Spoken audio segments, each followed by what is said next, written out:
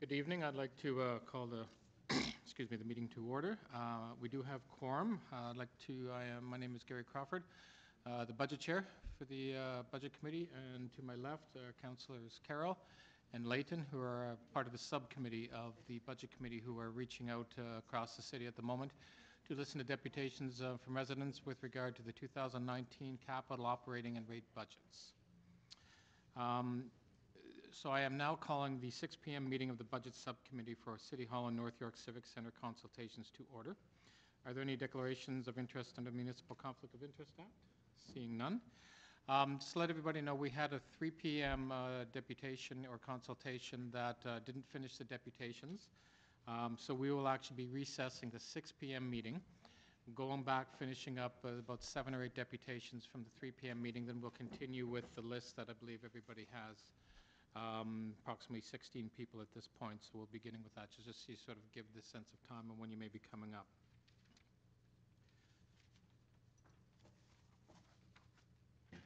So first I'd like to move that the subcommittee for the City Hall and North York Civic Center consultation receive for information the public presentations and the communications. Oh, that I just realized we have to do that after. Okay, sorry. So we will begin. I'll be doing that motion in a few minutes, but not quite yet. Yeah, so we're just going to recess the 6 p.m. meeting. All in favor, opposed, that's carried. Okay, we're back to, we have a number of people that are been waiting since 3 o'clock, and we'll start with that list. The first is Andrea Budgie. Thank you very much. I am a resident of Downsview. I have a parish in Willowdale, and I'm also the chair of the Poverty Reduction Subcommittee of the Anglican Diocese of Toronto. And in that capacity, I think I need to observe, first of all, that the funding for the poverty reduction strategy, which is now amazingly in the 5th year of a 20-year plan, is on the showing of the draft budget the lowest investment so far. And given the way that everything in the city is going on the housing front, on the recreation, on the health front, that is really terribly disturbing.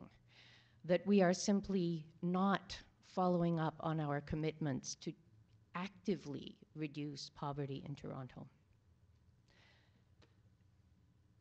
We've heard a lot about housing, and I know you heard a lot about it at Exec. We are in an emergency, and I don't know why that failed to impress most of council, but certainly on the shelter and housing front, we are in an emergency situation. And it's nice to know that there will be 1,000 more shelter beds over 3 years, but they're not enough now.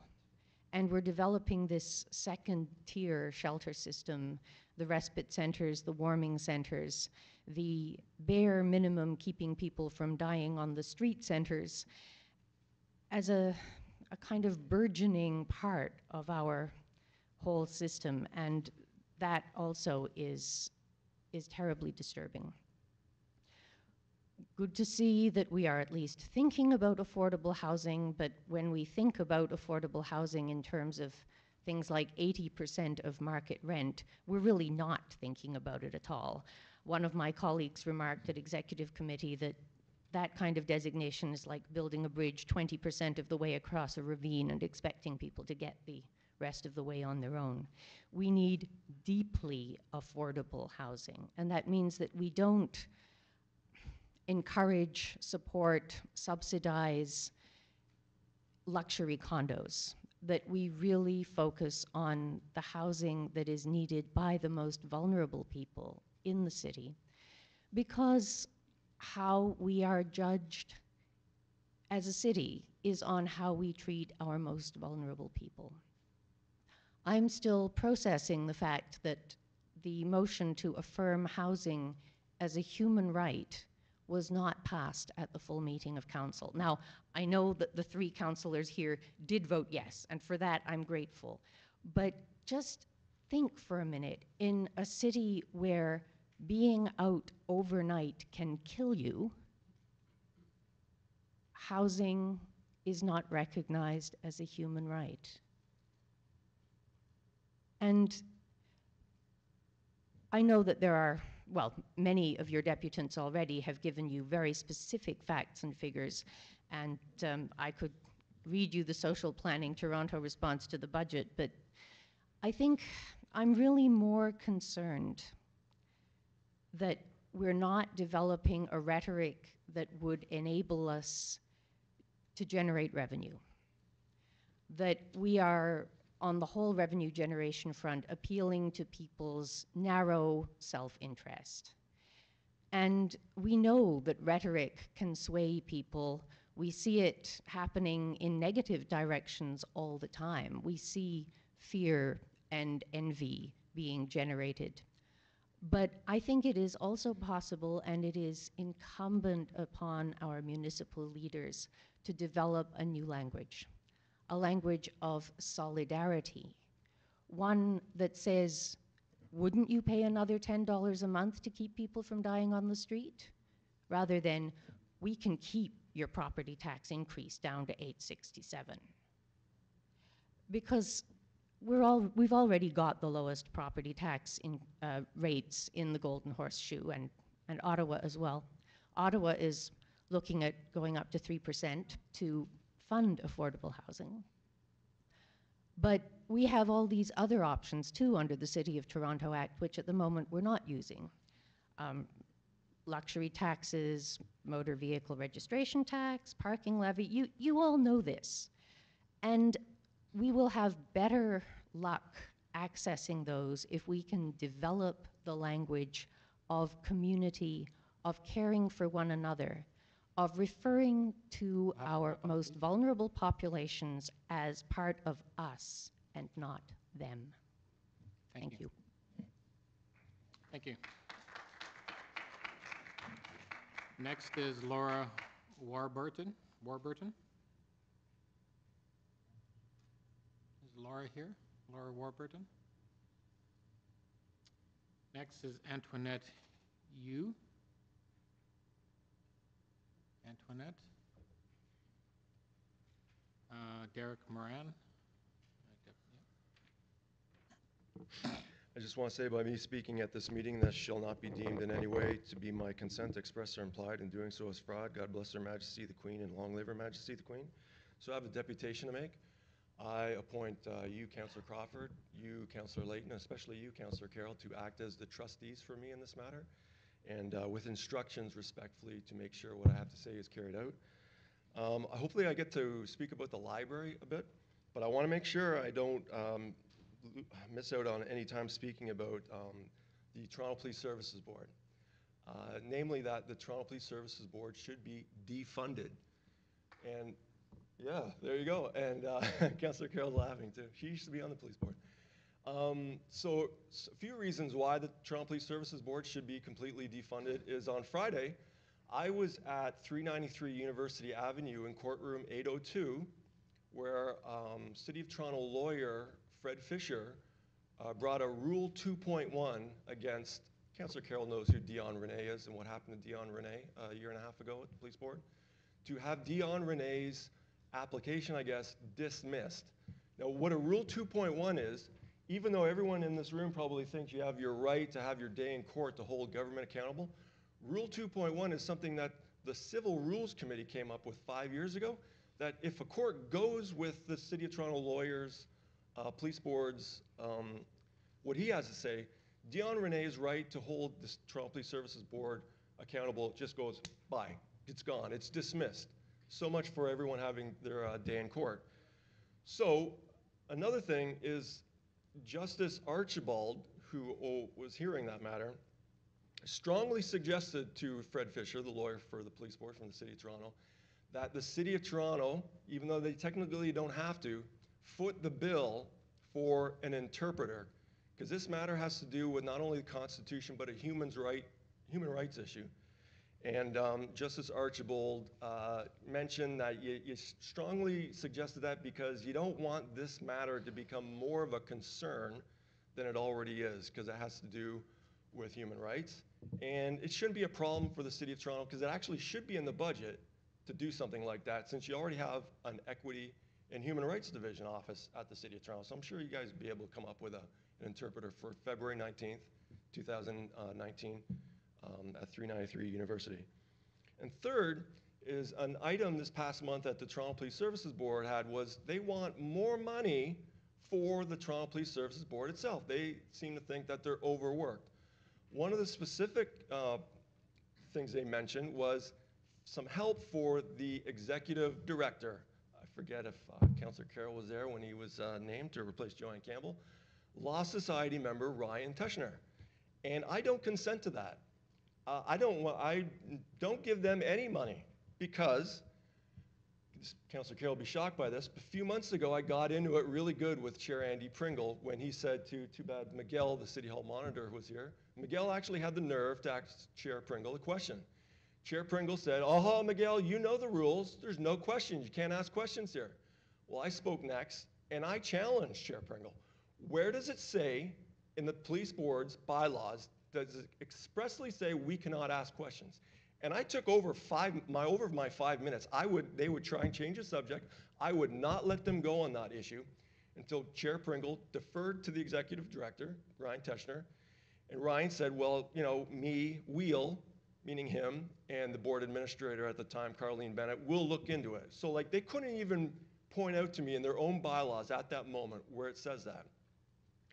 The answer I got from the executive director of the police board, Ryan Teschner, he gave me the definition for deputation and something about subsection 17.6, which deals with what happens after a deputation is given at the police board. It was a rather simple question. So on the one hand, yeah, maybe this guy does need some extra help, because it should be no problem to point out to me where it expressly says in the police board's bylaws, no member of the public who comes to speak here can ask questions of your public servants. When you say that out loud, it sounds preposterous because, you know, you are public servants. So if they can't even do that, then not only should we not give them any more money to help this guy out, that guy should be fired. Yes, that guy should be fired and replaced by someone who's able to answer a proper question, because the very beginning of the Constitution recognizes the supremacy of God, and there's a verse in the King James Bible that says, let your yeas be yeas and your nays be nays. It's a simple yes or no question that I demand eventually a simple yes or no answer to. And until then, don't give them any more money at the Toronto Police Services Board, especially for that executive director. Thank you, Darren. Derek. Next is Shirlene Jagded.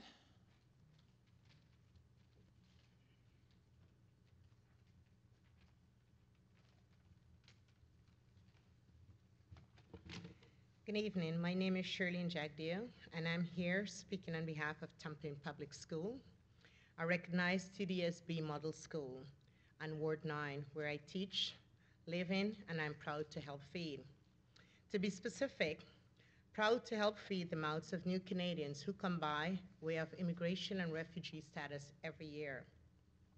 We're proud to serve over 40% of Tampa students belonging to that status. Our morning meal program feeds just over 15% of our school each morning. And with No Child Left Behind policy, our snack program is provided to all. Parents love our program. Our programs focus on health, Tampa's religious and allergen accommodations, the introduction of new Canadians, inspired snacks, and the impact their children in a nutritionally positive way. It's a known fact that hunger and neglect are primary contributors to children's lashing out in school settings. We've seen a positive correlation of better behavior of children who traditionally lash out in our school. And enrollment in our breakfast program. Food makes a difference, and we can't make this up. When you ask a student what they're thankful for in the morning, and they say they're thankful for not being hungry, thanks to us, it solidifies our commitment to that program. You can't make this up. I think it's safe to say that our program steps in when parents cannot, but that's obvious for everyone in this room. What's not obvious is the struggle to keep it going. We're grateful for the funding from the province and City of Toronto. Parents' financial contributions are well received to support the program, but the surrounding neighborhoods where these students hail from aren't afforded the same average Canadian privilege. The west end of the ward has over 40% of households making under $30,000, and parents, though they want to help, just can't afford to. We can't make this up. We hope with additional funding, it will help fund better menu options for our kids and cover the daily operational cost. We're getting funding for a morning program, which means 3 food groups, but the funding is not sufficient to make the program last. Most days, 2 food groups are offered. We did get extra funding from President Choice, charity fund, but still not enough to offer 3 food groups a day. We're confident that with your additional help, we can continue to serve the students in our community and support the parents who need it the most. Thank you for listening, and thank you for your consideration. Your contribution would be noticed and will be tasted by the students who frequent our programs every day. We can't make this up. Thank you. Thank you, Shirley. Next, Councillor Carroll. Yes, I just want to ask, I just want to make sure, and if I'm putting you on the spot, I know you might be able to have help to answer the question. We were just whispering what's up here, because we didn't hear a lot about this at downtown deputations late last week. When you say we're confident that with your additional funds, do you mean funds over and above what's proposed in the budget now? The funds that Is are there a proposed in request? the budget right now. Yeah. Yes. But those were going to expanding to other schools, or will that benefit Tumpain as well? It will also benefit Tumpain as well. Okay, just making sure. We The may, answers are consistent, so we're good. Yeah. being post-election, we had to do such a lightning quick review that our understanding isn't as deep as it always is, but we will definitely do that before we vote, won't we? Okay, thank you. Thank you very much. Thank you. Next is Elizabeth Jessam.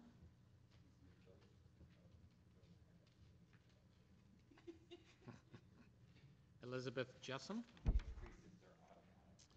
Next is David Mauti.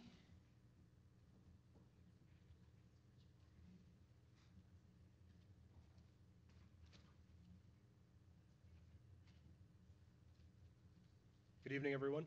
I'm Dave. Nice to meet you all. Thank you for giving me the opportunity to speak in front of the committee. So I've been a paramedic with Toronto Paramedic Services for the past 3 years. 2 of those years were as a part-timer. It's been an honor to work as a paramedic for the city. I very much enjoy my job. We get to have direct involvement in the community in their greatest time of need. So it's been a great honor. I had a few concerns that I wanted to bring to the committee with my deputation today. So 2018 was a very busy year for us. We hit record call volume, serviced over 400,000 calls last year. And I believe we're on track to do even more this year. We had the Yonge Street attack, we had the Danforth shooting. Our dispatchers have also been incredibly overwhelmed. And I think I'm here just to ask that we could consider increasing the budget for our department to try to service this need. So an example, I can share personal examples of where I've been on calls where the people we've attended to had to wait greater than an hour to receive our services. One example I can remember is a couple of months ago, a lady was at a mall. She had sustained a head injury, nothing life-threatening, but she was there with her child.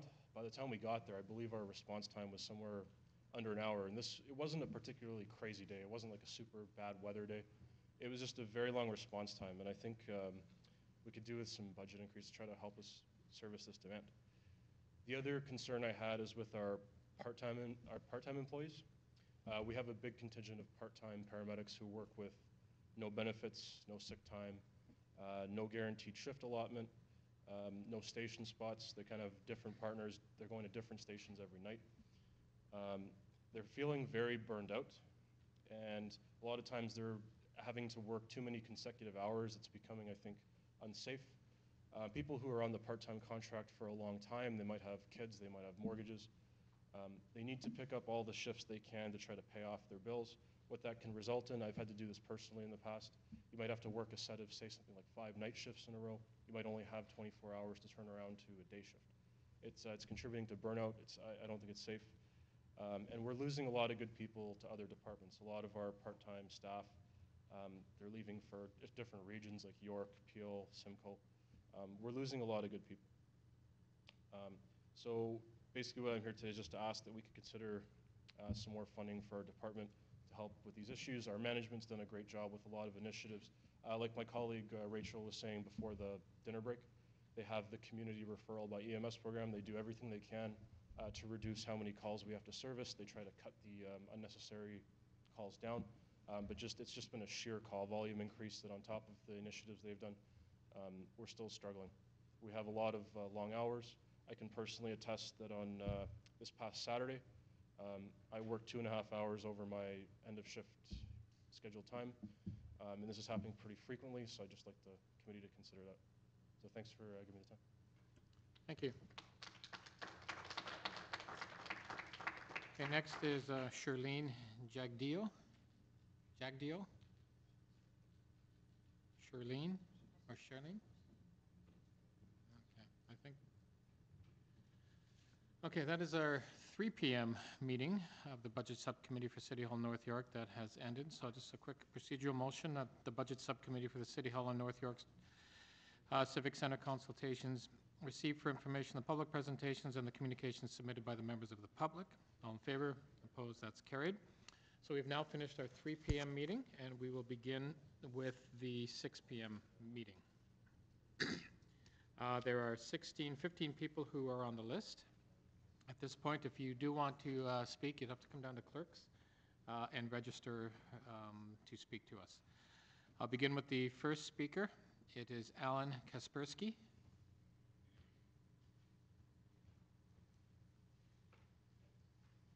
Good evening, councillors.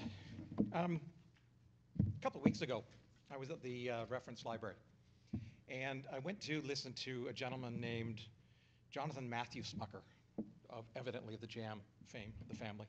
And he wrote a book called Hegemony How-To, A Roadmap for Radicals.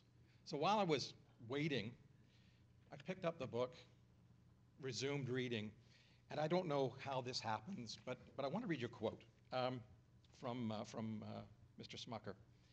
It is enough for me to understand that my car has an engine. My mechanic had better have a more precise understanding of the component parts and how they interact.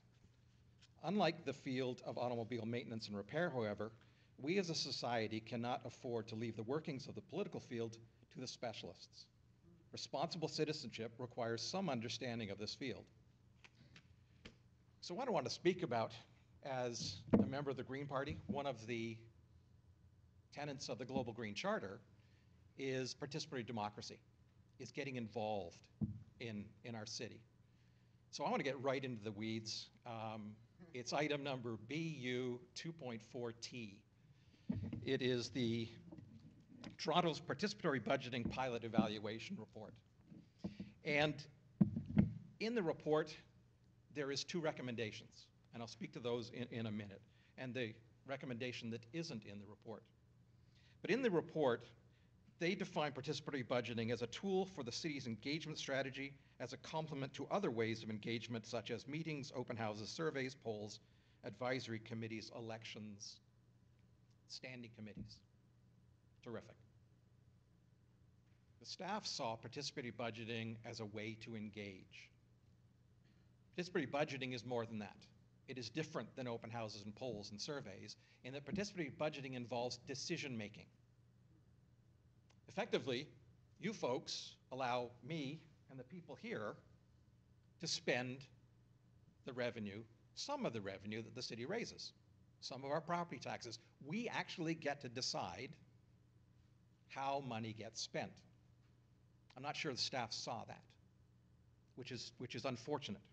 Because 2 of the recommendations they made were to put the tools online so that the 3 of you, 2 of you, I understand, are intimately involved in participatory budgeting, And our third counselor is one of the three that has the most Section 37 money to spend in the city, hopefully on participatory budgeting.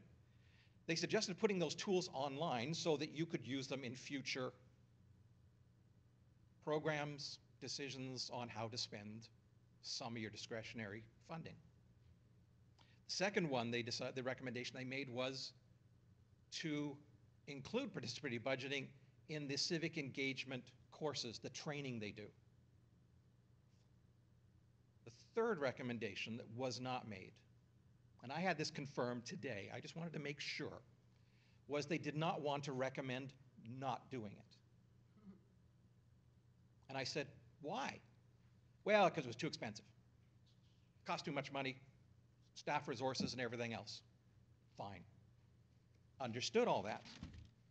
A snapshot from Madrid. 3 years ago, the Madrid City Council set up the Citizen Participation, Transparency and Open Government division. They embraced participatory budgeting. They designed a software application, a technology platform to do that. Last year they had 4,000 proposals. They funded between 250 and 300. In the last 3 years they spent 100 million euros on those projects in Madrid. They have a staff of 50. They have a budget, annual budget of just under 50 million euros. It is a significant program. I have an undertaking from 2 of the city councilors in Madrid and the head of their program to speak to any one of you to explain what they do, why they do, how well they do it. So I'd like you, and I'd like to suggest humbly and respectfully, that this item be referred to one of your meetings, possibly May or June, where you can more fully explore what participatory budgeting is about, and refer it to the governance committee, the special committee on governance. Because if I really look at the numbers and get into the weeds, our city council average support from the voters in the last municipal election was under 20%. You'll have to wrap up, please. Yep. So I would hope you would refer this item because it's so important to what we do in the city. Thank you. Thank you. Councillor, I just want to remind, actually at these meetings, clapping is not allowed, but if you want to do this in any other way, we just appreciate, again, a bit of decorum. We do not allow the clapping, but this is great. Councillor Carroll. Yeah, jazz hands. Jazz hands, yes. It's just so you'll be used to it before you get to the council chamber where you really can't clap. Alan, I have to, before I ask questions, I have to make sure that my colleagues know that I did not set this up. I did not ask Alan to come and make this presentation, but since you have, you're advocating that we, the budget that's before us now doesn't advocate starting this year. It just says put the toolkit in and then go to a committee with the full evaluation report later so that something might happen in 2020. You're okay with that? You're comfortable with the idea of waiting and so there wouldn't be another round of participatory budgeting till 2020 budget? I mean, ideally, I'd love it if we did the Chicago model. If each council had $1 million to spend on participatory budgeting. Ideally, I'd love to have a say in the police budget, as our friend discussed, or a portion of it. But I think what's useful, because I don't think staff, because they did not want to recommend not doing this, I think it needs more study. So I'm comfortable with not doing participatory budgeting until 2020. I'm comfortable if some councilors who are familiar with it want to do it on their own.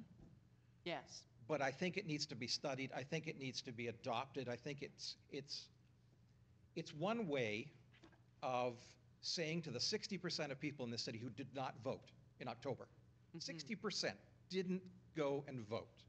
I think it's a small way to say to them, your voice does matter, and here's how we're going to let you do that. We're going to let you decide on how some of your city revenue is spent. Sure. Certainly the youth aged 14 to 18 who voted. Yes. Are now lifelong voters. Residents. Yes, lifelong voters and residents. once you voted for money, it's a short leap to now vote for people, so we probably have engaged them. You're probably, the only thing that concerns me about waiting for study, and why I'd be more inclined to say we just have to start, and let's start with a quarter, 6 wards, whatever, which is one of their lower proposals. The only reason I'm concerned, and you've read the report, so I want to ask you about this. I'm concerned that more study is not going to really get us there, because as you've already mentioned, staff, God love them, didn't quite get it. They actually mentioned in the report as a drawback that doing participatory budget means a lot of contact between staff and residents. They mentioned that as a drawback of this, whereas that's where all the learning was for both of those Yes. two bodies. How do you feel about that? Are you not concerned if we say more study that they'll get even further and further from realizing the benefit is they learn as much as the residents learn? I think one of the things I picked up from the report and in conversations with staff was they recognized that was important. The face-to-face, they did learn a lot, and they learned that we don't know enough about what goes on in the city, and that there needs to be better communication. You don't know why things cost what they cost or take as Right. long as they take, Yeah. and so on and so on. Yeah. So perhaps I should be a little clear. I'm not suggesting that we need to study this some more. I think there are Oh, okay. really good best practices out there. I think that if we deferred this, so we could spend, there's no financial implications in the budget for this. There's no money being Right. set aside for That's- PB specifically. I think, though, that if you got together with people who, humbly, some people like myself who understand this a little bit, who believe in it, could put a plan together on how to make it work. And then councillors who want to sign on to that and want to start, doing it on their own, Yeah. to demonstrate that this is a valuable part of our civic life. I think after the budget is complete, I think the idea is to start planning how to, not study some more, Right. make it Canadian. There's some great stuff happening in New York, Well, the Madrid, New all York kinds of Chicago places. model is what we used in my ward, Right. so I'm happy to look at that a little bit more. I'm glad to hear that. Okay. Thank you, councillors. Thank you. Next is Sean Mills.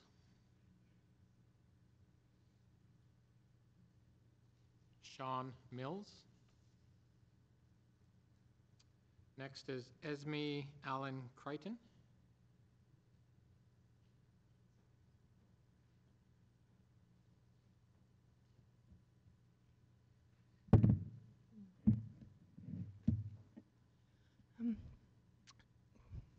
Good evening, Budget Committee members. My name's Esme Allen Creighton. I'm a web developer. I'm a proud Toronto native, and I'm a member of Climate Fast. And I'm here to add my voice in support of rapid climate action in Toronto. This city has changed so much since I was young. I never thought I'd swim in Lake Ontario. I never imagined being able to live without a car, but thanks to really incredible bike infrastructure, this council has approved that is possible. But I also never imagined the extreme heat, eerie, warm winters, and destructive storms we've experienced this past decade. And there's no doubt, I don't think anymore, that even in our personal experience, climate change is the most dangerous threat we face. So in light of that, I wanted to first of all express my thanks to Council for endorsing Transform TO, but we all know that the real work is still to come.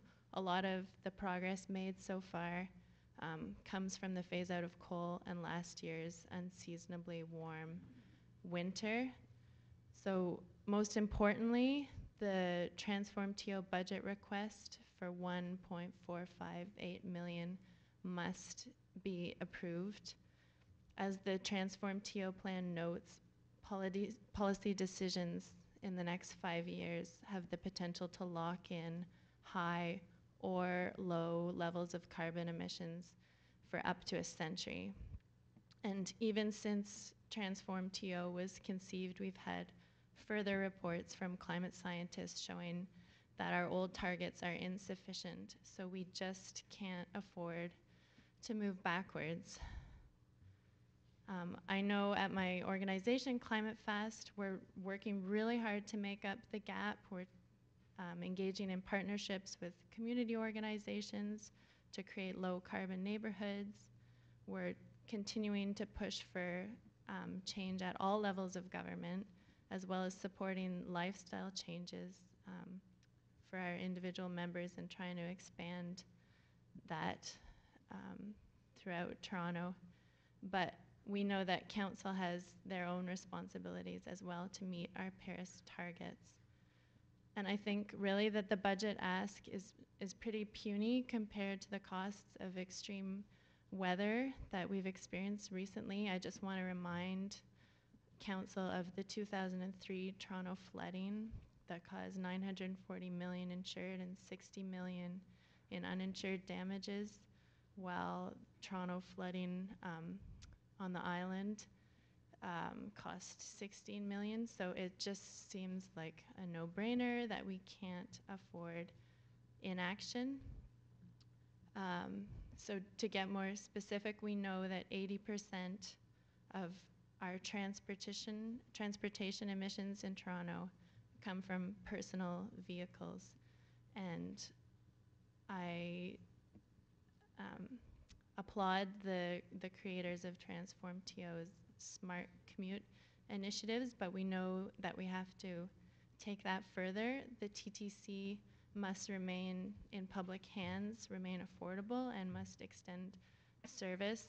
I just want to share another story. For an example, when my sister-in-law immigrated here from Iran, her daily commute from the Toronto suburbs to work downtown at Subway took 2 to 3 hours each way. We know that not only is there an environmental cost of poor transportation, but the inequality this creates and the unfair burden this puts on hardworking citizens who need our support the most is completely unfair. So we need to make sure communities can get to work without resorting to personal vehicles for every trip. In addition to public transport, I urge council to expand our incredibly successful bike lane infrastructure, some of which support as many as 6,000 cyclists a day. That's 6,000 cars off the road. Please support the Reimagine Young design. And if personal vehicles are required, support electric options. There's been a proposed vehicle registration tax, and please, I urge you to adopt that for combustion vehicles, but not for electric vehicles. To wrap up, please.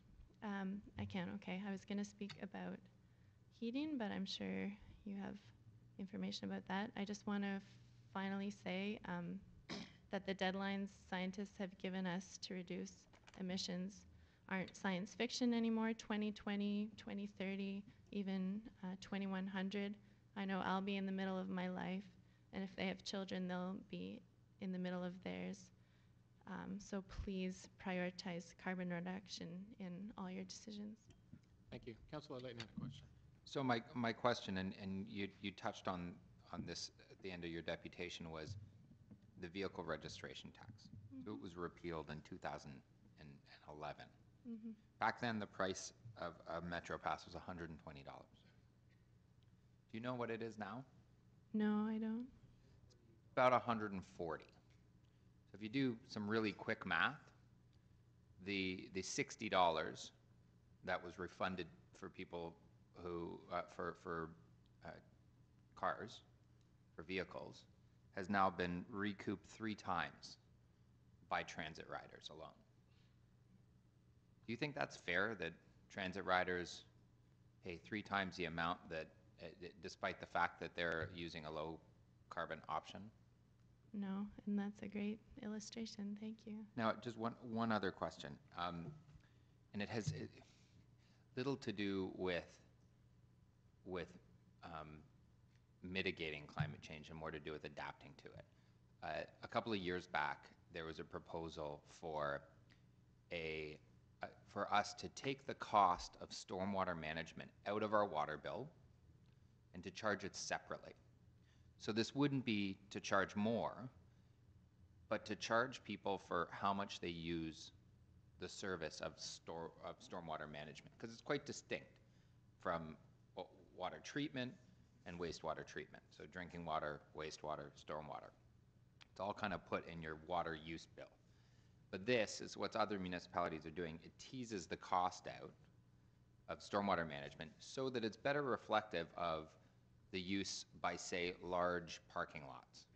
So large parking lots would pay a little bit more. Give them an incentive to address their stormwater pressure, because a lot of the flooding that's being caused all over the city, in basements, but also over the Gardner, and are caused by these enormous hard surfaces in the north end of the city. And this would just be one of those incentives. So my question is that something that do you think you could support? Absolutely. Great, thank you. Thank you. Next is Nancy Huang.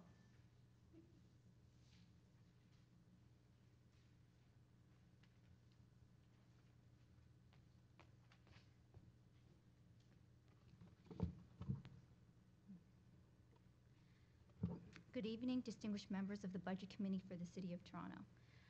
My name is Nancy Huang, and this is Jennifer D'Souza. We are the nutrition coordinators to 525 students from senior kindergarten to grade 8 at Lester B. Pearson Elementary School, located in Ward 17. Lester B. Pearson Elementary School started the student nutrition program in May 2018. The student nutrition program helps LBP students know what it is to eat well, because this program shows them what a healthy and nutritious snack looks like. With the hard work of our amazing nutrition liaison officer and community development animator, we wanted a program that would stand out amongst other schools, because we believe that a dedicated nutrition program will not only improve the health, focus, and learning in all our students, it can be a way for children to learn about leadership through a program about food. The students named our snack program the Wolfpack Snack, La Coalition des Loups, which is based on our school mascot, the wolf. We also have given a title to the students who come to help us, calling them our student nutrition leaders. Over the course of this year, they have shown tremendous dedication, helpfulness, and responsibility toward the program. Almost every recess, we get small groups of kids ranging in different grades coming to our kitchen door, asking how they can help us. And we tell them they can help clean our bins that hold the food brought back to us from their classrooms, or to go get the ones that are late coming back. And when that is not enough for them, they even ask if they can mop our floors and wash our dishes. I tell them no, and they are really disappointed. These kids make me very happy that they want to help so much. We have created a nutrition program where our students and their parents are highly involved in. All volunteers, including ourselves, work hard to wash, chop, and prepare our morning meals, always serving fresh fruits and vegetables, whole wheat and whole grain breads, fresh dairy products for each morning meal, while always considering our environmental impact. For example, we do not serve prepackaged fruits and vegetables, and implementing ways that reduce the use of plastic bags, such as using reusable mesh bags to help carry our fruit in. We make daily announcements about what we are serving and how to compost and recycle the waste from the morning meals. But trying to be eco-friendly and by not providing prepackaged and pre-cut food has a downside. We are always in need of more volunteers to help us prepare the produce by washing more and cutting more, which is time-consuming, just so we can have less plastic waste. It is always a battle to balance the use of our time and the decision to make things eco-friendly and easier. I would also like to add my own personal story with the student nutrition program. I went to Roden Public School in the East End near Coxwell and Gerrard, and our family was always rushing in the morning. I never ate breakfast. I was always hungry until lunchtime, and when they started the nutrition program at Roden, it was the best, because not only did I get to eat, but we got to try different foods I've never had before and discover foods I really enjoyed as a snack, like yogurt cups with the fruit on the bottom that had the thick foil that you had to peel back that comes with the granola in the lid. And my sisters, till this day, still talk about how delicious the dill bread they ate, which we still debate whether it was homemade by one of the moms or store-bought. This is a program that children don't forget about, or food that they have eaten from this program. So to conclude this presentation, we thank you, the City of Toronto, for providing funding to our school and other schools across the City of Toronto. But the money given to us by you would not be enough to sustain us alone, especially now with increasing prices of dairy and produce. We have parent contributions and corporate donors such as President's Choice, Children's Charity, and Bella Direct Insurance to help keep us sustainable. Any funding given to our school for our morning meal isn't only just to provide nutritious food to all students. It is also an opportunity for students to learn on how to live healthy and most importantly on how to be future leaders of tomorrow. I also invite this budget committee to come and volunteer at LBP's student nutrition program because we are always in need of volunteers to help us. So I will email you, the budget committee, our online sign-up sheet, and hopefully that will be all forwarded to you. Thank you. Thank you. Thank you. Jennifer, did you want to speak too? Actually, we had one speech, so. Okay, Right, she's my support. Yeah. okay, That's no okay. problem, thank you. Next is Priyan De Silva.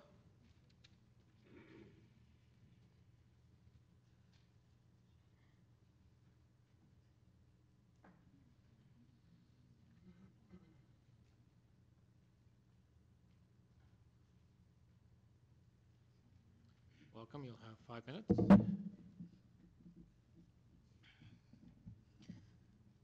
Thank you, Councilor Crawford, Councilor Carroll, and Councilor Layton, and all the city staff that's taken their time today to be here. My name is Priyan De Silva, and I've lived in the city of Toronto for 30 years. My heart is in North York, and my soul is in Scarborough. The population for the administrative area of North York and the borough of Scarborough have been increasing year over year. And that's from the City of Toronto data portal. City of Toronto is an incredible place to live, to work, and to learn. But we do have our problems. As Councillor Layton had mentioned, adapting and mitigating climate change is one of the biggest issues we're going to have to face. The city is going to have to face in the next few decades. Just as a couple of examples, both in Ontario and Toronto, in May 2018, we had a severe windstorm, and in Ontario, there was about $380 million of damage that occurred to properties within the GTA. The ice storm between April 14th and 16th last year caused about $190 million in damage in Ontario alone. In August 7th, I was out of the city, but got a frantic call from a friend saying, hey, we're flooding. Cost the city about $80 million, as the insurance industry numbers put it. These are issues that we're going to have to face that are causing our infrastructure to bend, but hopefully not break. Addressing climate change as a major issue will also help the broader social determinants of health for the citizens of Toronto. As an example, my coworker 2 weeks ago was unable to come to work because the TTC Line 1 was having some major issues and delays and couldn't cope with the extreme cold weather. But I do want to thank the city councilors for putting forward Transform TO and financing that. We have ambitious goals, and the strategies that we have must be fully funded because that ensures that the most marginalized in our cities are protected. So for this year, I would like to see Transform TO in action. The funding and personnel have been allocated, but we will still need to do more. And I want to specifically talk about the line items surrounding the new community energy projects. The director from the Environment and Energy, Jim Baxter, had sent a memo on regarding operating budget briefing note on February 4th, stating how those funds will be there, and by the end of the first stage gate process, there will be about 44 employed staff directly working for the Transform TO strategies. We also want to make sure that the councillors are aware that community groups all across the city are mobilizing to create energy security at the neighborhood level. The example that I'd like to use is the feasibility assessment regarding community hubs and climate change. We've been working with LINs and city groups. We're working towards actually putting in infrastructure in Ward 6 to ensure energy security for residents near the Bathurst Finch Unison Hub. At a larger scope, the issues that the city is currently facing is a revenue generation problem. In the 21st century, more and more employment will become automated, making the pool of people to tax even smaller. Our city needs to keep as many humans employed as possible. It is a costly endeavor, but it is important specifically to the participatory budgeting comments that were made previously. As we electrify our transportation, the revenue is lost using the carbon emission model. These must be reaccrued from EV drivers through either city-owned charging stations, road tolls, or congestion charges. I'm in favor of all of those. I'm also in favor of bringing back the vehicle registration tax. Our people using public transportation shouldn't have to take all that on. And I'm going to shoot for the moon here. I'm also in favor of tying in a municipal cannabis sales tax directly to fund both the poverty reduction strategy and to the Transform TO budget. These are specifics that we are currently working on, and if any of you councillors would request information, would gladly send it out to you. Thank you again for your time. Thank you. Appreciate that. Oh, Councillor Layton. Who's the group that you have working on some of the revenue solutions? So the revenue solutions for the road tolls, okay. There's a couple of revenue solutions we're working on in different groups in Scarborough and in North York. One of them is the community energy hub model. Mm-hmm. We're working on that with the United Way, Unison, and the Bathurst Finch Hub. So that's at 540 Finch Avenue West. I can forward that information to you. And in Scarborough, we're trying to model the cannabis sales tax, and that's in Ward 25. Okay. If I could make one suggestion on the community energy model stuff, we've established that if you can demonstrate a revenue source from an investment, so for instance, an energy efficiency investment, if you can demonstrate that there's a revenue source from that, the money from energy savings, then it can actually get captured under what the city calls refundable debt, and it doesn't count towards our debt ceiling. The city staff know this, and it was a couple years ago that we actually made it clear this is the direction we want to go in, but 2019 is the first year that it's not counting towards our debt ceiling. So we all get worried that we can't spend more than a certain amount, and we're at that debt ceiling now, which is why we can't just build more transit, because we just can't afford to service the debt. But for things that demonstrate a cash flow, like energy efficiency, like renewable energy, to a lesser degree housing, we actually have access to a significant amount of capital at a very low interest rate. So please, I'd encourage you to explore that. As you're looking at revenue sources, the tried and true sales tax and on like just across the board, super easy and efficient to collect, much more efficient than road tolls, and I have voted for road tolls before. It's just much more efficient to collect, so you're spending less money collecting it, and you have more money to spend. And really the two that are gonna start solving our transit and housing woes in the city of Toronto are sales and income. Those are the only two that would generate enough revenue. Tolls sound great, they don't actually generate a whole lot of money, and it costs a lot of money to collect it. Whereas stuff like a sales tax, 1%, it's $500 million a year to the city of Toronto. And that, some recent work was done by the Canadian Centre for Policy Alternatives on that, and that would be a good place to start. Thank you. Good question. Don't you agree? Thank you. Roy Bateman is next. Thank you very much. Roy Bateman.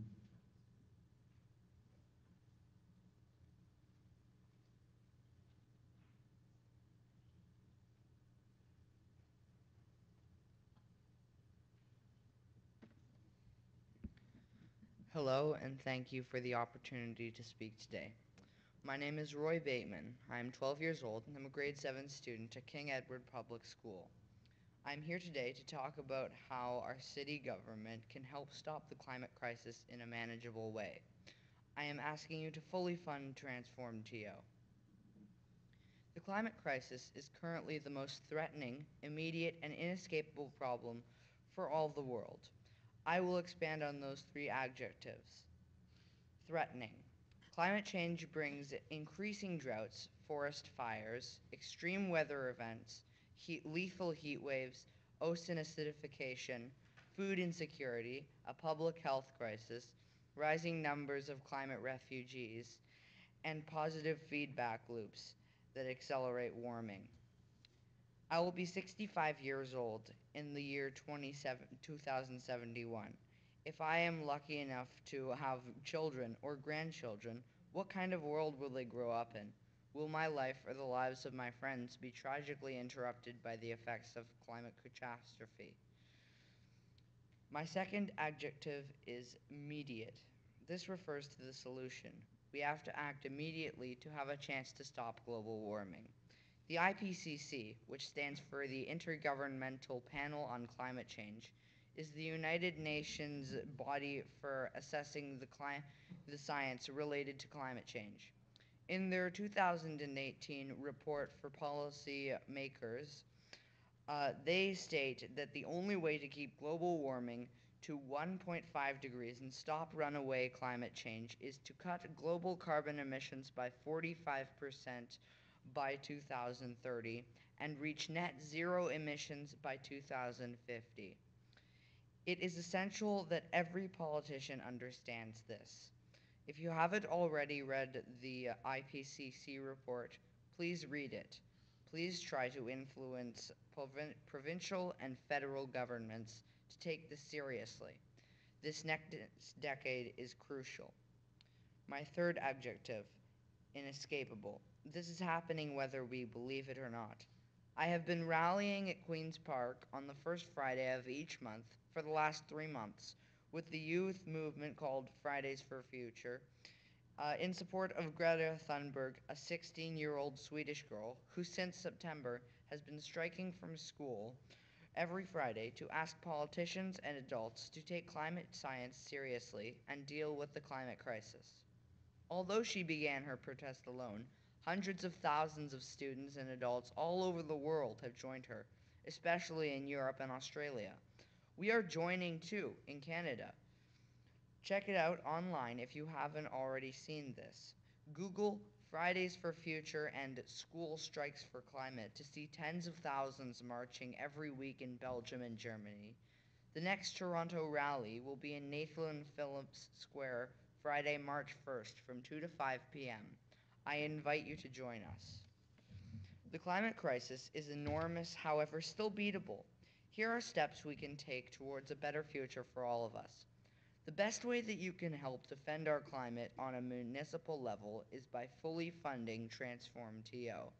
My understanding is that Transform TO is an ambitious, well-researched plan, and that this is what we, and especially people of my age, need for our future.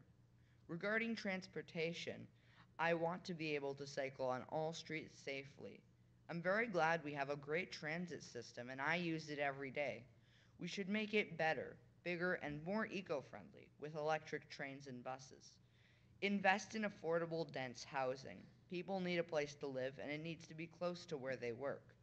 My parents own our house. They contributed this next idea. They support the idea of raising property taxes to better fund transit and Transform TO. They also think you should bring back the vehicle registration fee and put additional sales tax on all new internal combustion engine cars. Protect ravines, green spaces, and the green belt. Continue tree planting. We will need more trees for shade as it gets hotter. I go to the library at least once a week. Please, thank you for libraries. Please keep libraries. Make all buildings energy efficient. Mostly, I want you to fully fund Transform TO, and I want you to remember me and my friends who will be 65 years old in the year 2071. Thank you. Thank you, Roy. Councillor Carroll has a question for you. Oh, Roy? Councillor Carroll has a question. Roy, thank you so much. The rally that you're going to have on May 1st is really just before, it's a week before we'll be adopting this budget once and for all. I hope that Fridays for Future will invite all the councillors to join them. Is that already in the plans? Well, anyone who wants to can join. You can speak. It's really very open. I'll give you a little clue about politicians. You have to nag them to make them join. I'm going to be out of town on that afternoon because it happens to be my birthday. But there are now 25 councillors and a mayor, and a really important thing you could do is look up all their Twitters and give them a little nudge. Okay. Thanks. Thank you. Next is Jason Ramsey Brown.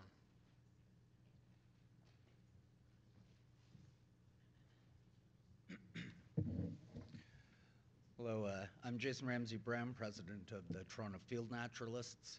Protecting and appreciating Toronto's nature has been the mandate of the TFN for almost a century. We are here today to ask for multi-year dedicated funding to save Toronto's ravines. Toronto's ravine strategy was approved and passed by Council in September 2017, so ravines deserve attention in this 2019 budget. The ravine strategy explicitly states that its overarching goal is protecting these spaces by maintaining and improving their ecological health. We're asking for funds to make this happen, and we're not alone in our request. Over the last 4 weeks, 2,436 people have signed a petition asking for dedicated funding to save our ravines.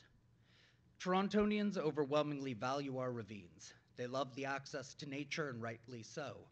The City of Toronto's Biodiversity Series notes that Toronto is home to thousands of native species, bees, butterflies, plants, mammals, and more. For many people, Toronto's ravines are the only way they can afford to connect with nature.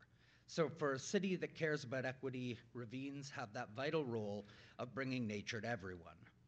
Torontonians also understand the ecosystem services that ravines provide: carbon sequestering, air filtration, flood control. Ravines provide vital services, and we should be investing in them through this 2019 city budget. Till now, ravine protection and restoration has been funded in a haphazard and insufficient manner. Our ravines are under intense pressure from erosion, invasive species, climate change, and inappropriate use. If our ravines are to be saved, dedicated funds must be set aside now and earmarked for ecological health. That's what the ravine strategy was all about. Here are 3 things that TFN asserts must be done. Number 1, we need to protect the best bits of our ravines first. These are the environmentally significant areas, or ESAs. The city mapped more than 80 of these almost a decade ago, but they are not safe because so few management plans exist. We need a budget that can deliver management plans for every ESA with the urgency they deserve. Number 2, we need to agree on tools to measure and report on ravine ecosystem health. Without these tools, we're working blind. How can we protect something we don't understand or know how to prioritize? We need a budget that will fund a system of measuring and reporting on ravine health immediately. And number 3, we need to empower volunteers. Many capable and accountable community groups in this city are already dedicated to protecting and restoring the ecology of our ravines. The TFN alone has many ecological restoration professionals, botanists, biologists, horticulturalists, and stewards with decades of experience that are all chomping at the bit to make a difference. Yet these volunteers sit idle because the city has lackluster policy and insufficient staff to harness their potential. The city's Natural Environment Community Program and Community Stewardship Program are poised to take the lead and to facilitate training and oversight. We need a budget that allows these divisions to staff up and grow to meet new responsibilities and expanded efforts. In summary, members of the Budget Committee, we ask you to allocate some real dollars and target timelines that will protect Toronto's ravines, focusing on 3 immediate priorities: protect the ESAs, firm up the monitoring toolkit, and harness the volunteers. Thank you. Thank you very much, Jason. Next is JP Santonato.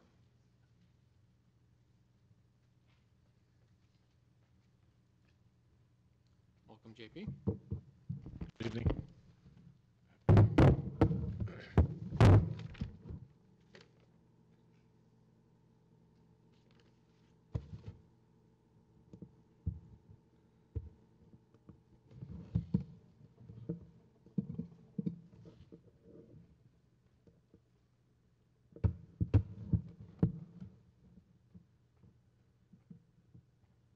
Thank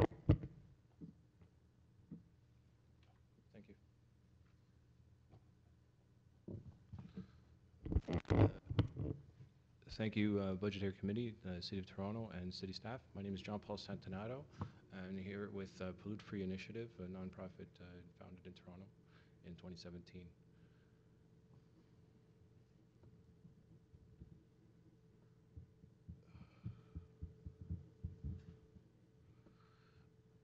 I'm a 37-year-old carpenter with Local 27 Carpenters Union. I'm a sole proprietor of Geek Media and sole founder, remaining founder of nonprofit Pollute Free Initiative. I'm a former treasurer and vice president of 236 Albion Road in Etobicoke, former Elections Canada employee, and recent victim of unlawful eviction involving harassment, threats and intimidation, assault with weapons, and destruction of theft of my property at 42 Edinburgh Drive in North York.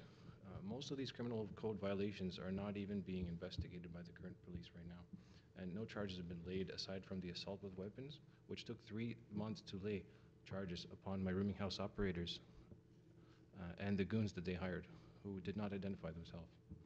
I take pride in my resourcefulness, largely afforded to my being a resident of this city, and I love accessing the many services available to residents here, of which, at my 37 years of age, I'm still discovering, much like the slogan of our province. Toronto has much to discover, only some of it is not that appealing, unless of course we take a closer look at it and address or remedy these issues. Fortunately, I had contacted another landlord from my time as a board member at 236 Albion and secured a live-in rental job site with plenty of deficiencies for me to repair. Now that I'm slowly recovering from my company's tools and equipment loss, where I casually work, having made accommodations and working down my rent, I have submitted FOIA requests with Paramedics, TPS 311. Frankly, the value of transparency with regards to city automation cannot be understated. I grew up in the Weston Road and Shepherd Avenue community, where I noticed a lot of failing commercially zoned areas, such as furniture stores, etc. Along the 400 and Shepherd Avenue West. There's never been an available off-ramp to Shepherd Avenue West from the 400. And I've also had to take several night buses throughout my years. You have to walk a kilometer or so to get anywhere from Weston Road and Shepherd, and at late night.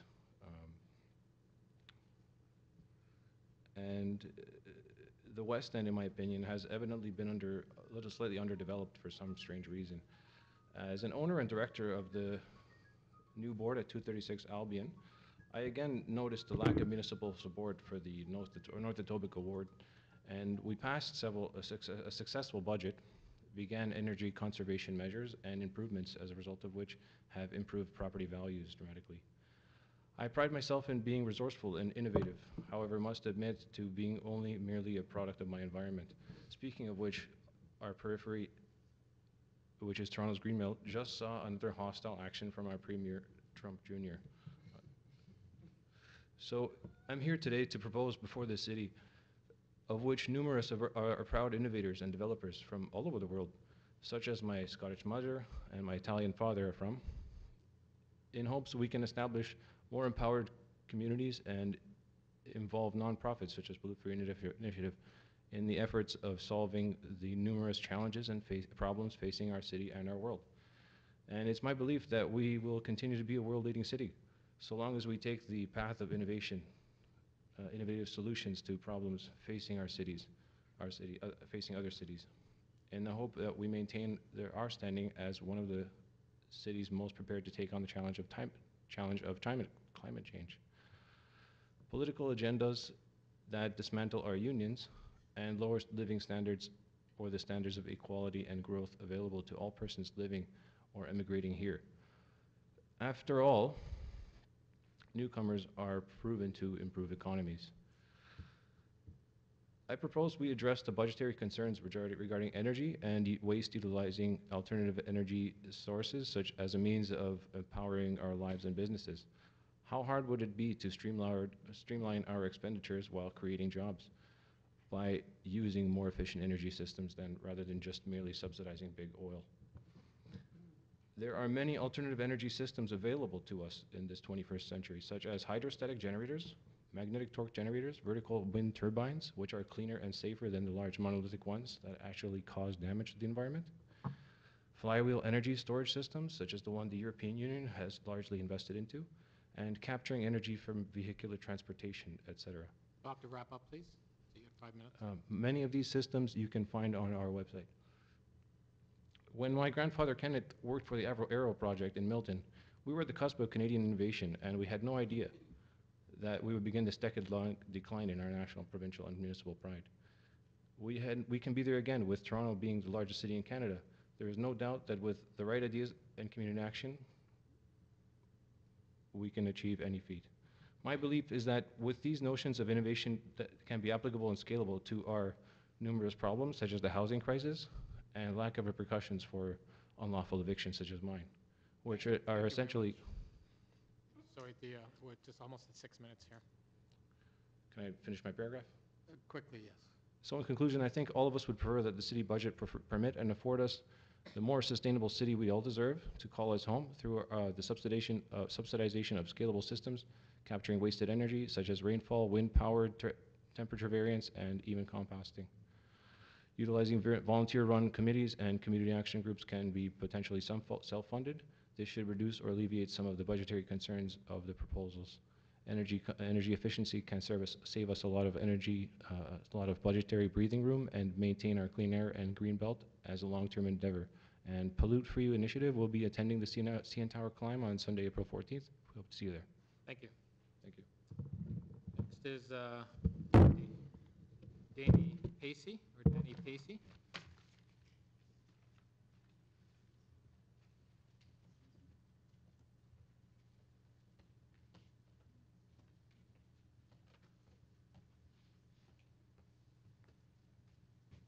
Hello, good evening to the Budget Committee members and to everyone in attendance. A lot of really important things about nutrition, climate change, housing, a lot of great things are being said here, and I'm in agreement with the people here in attendance that we need to address issues in the budget that put our most marginalized residents at risk. My name is Danny Pacey. I'm speaking as a member of Showing Up for Racial Justice Toronto, also known as SURGE-TO. I'm here regarding the police services budget, which I'm aware was recently passed by the Toronto Police Services Board, in the absence of the suggestion that we defund the entire TPS, which I know isn't going to happen in this current budget. I will talk about the $30 million budget increase request.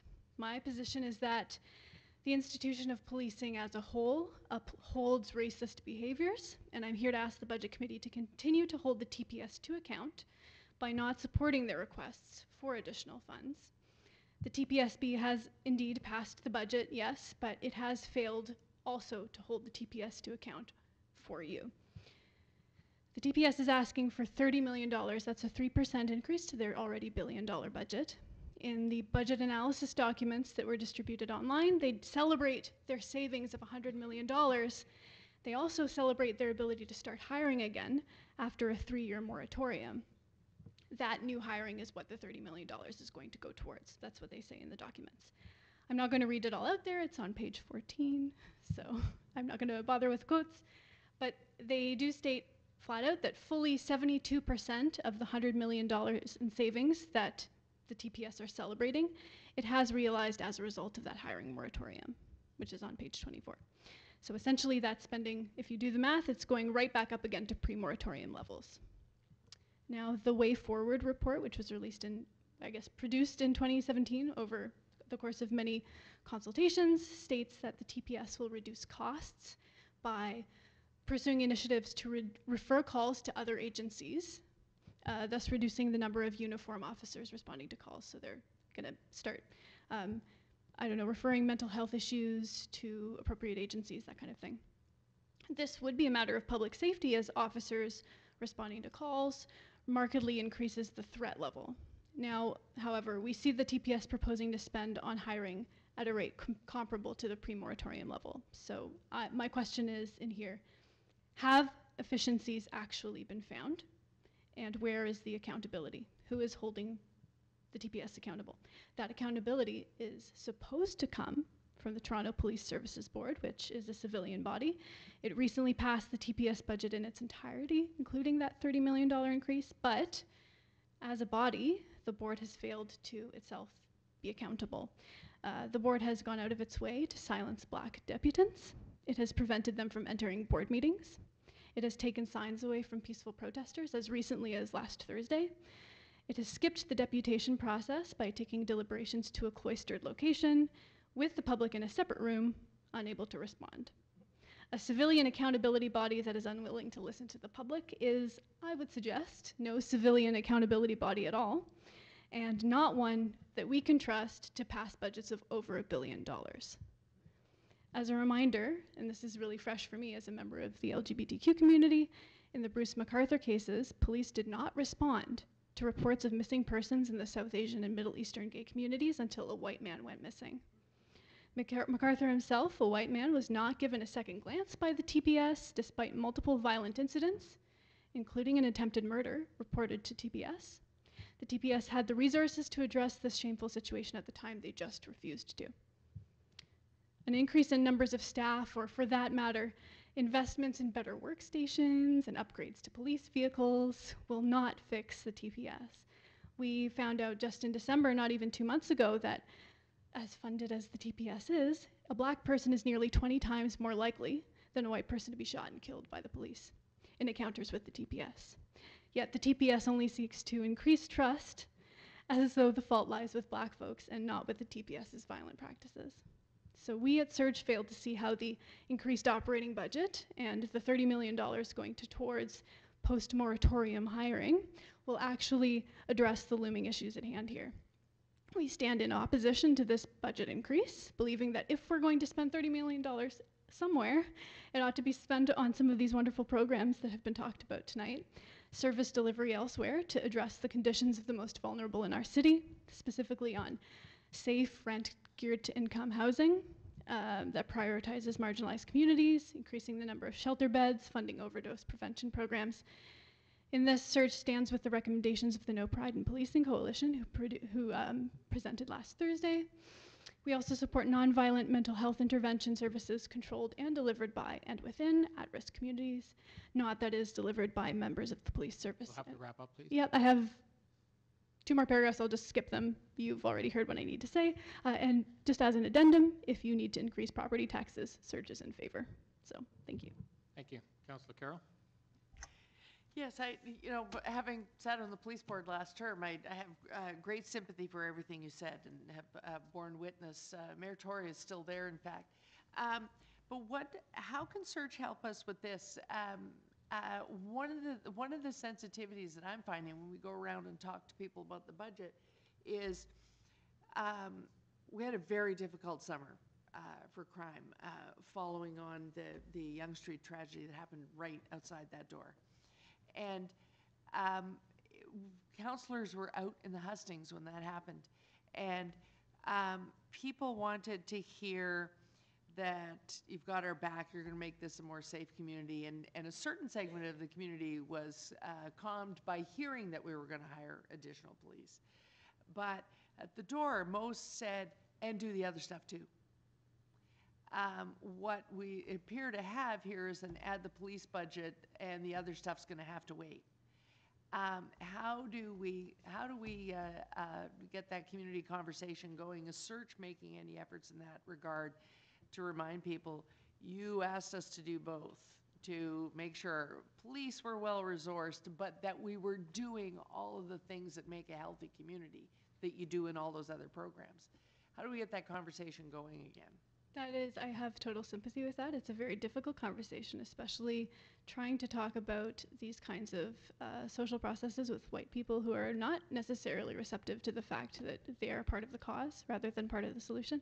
So I think part of it is listening as much as possible to the communities who are impacted the most and making them really your priority. That's part of what Surge does, is we're trying to redirect a lot of resources. So we're not so much trying to lead the charge, we're trying to follow the charge that is being led by other amazing activist groups, including the demands of Black Lives Matter Toronto. So these are groups that we really need to just attend to as much as possible. I think if I have any recommendation, it's going to be that people need to be comfortable sitting and listening. And I don't have a way to educate people on that. That's not something you can just you can't put signage on a streetcar saying, you know, try this out instead. Yeah, so I don't have an easy answer for you. I don't believe it's going to be a fast solution. I think it's going to arise out of conversations that are going to happen in the long term, but people also need to be receptive. So there's some give and take there, yeah. Yes, thank you. Thank you. Next is Tanya Onika.